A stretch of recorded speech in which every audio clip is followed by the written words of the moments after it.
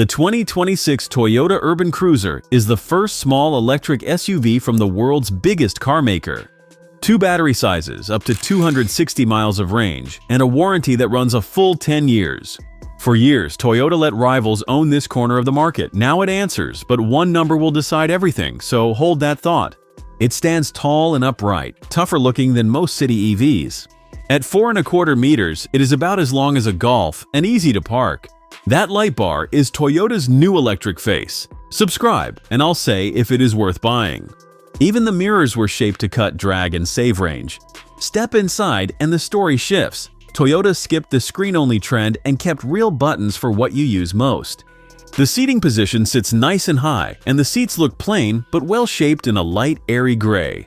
Look at the doors though, and soft trim gives way to hard plastic lower down, the usual budget EV giveaway. The center console is simple and clean, with a wireless charging pad and cup holders right where your hand expects them. These seats are the sort of thing Toyota does quietly well, plain to look at but shaped to stay comfortable for hours. In front of the driver sits a crisp digital display, clear and readable at a glance. The dashboard is calm and horizontal, built to feel wider and pricier than it really is. Down here you find the drive selector and the climate controls, and crucially, Toyota kept them as physical dials rather than menus. The whole cabin feels light and honest, a space that should age well rather than chase trends. It unlocks as you walk up, keys in your pocket. In the back sits Toyota's clever trick, a rear bench that slides back and forth. Slide it back and adults get proper legroom, slide it forward and the boot grows. The tech is easy to live with, Apple CarPlay and Android Auto included. It is a flexible cabin that adapts to people or luggage instead of forcing a choice. Around the back, a small badge tells the real story. This is the all-wheel drive version with a motor on each axle. Together they make 184 horsepower, sensible rather than sporty. And yes, that badge is Toyota, not Suzuki.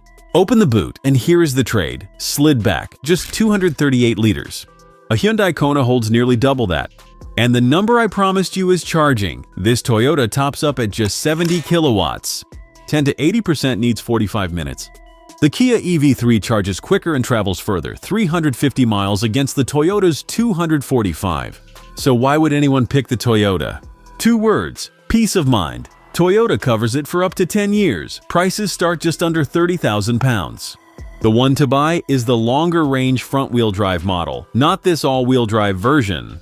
Skip it if you cover big motorway miles, where the range and charging will frustrate. Cross-shop the Hyundai Kona Electric. On the Auto TV score, it earns 8.8.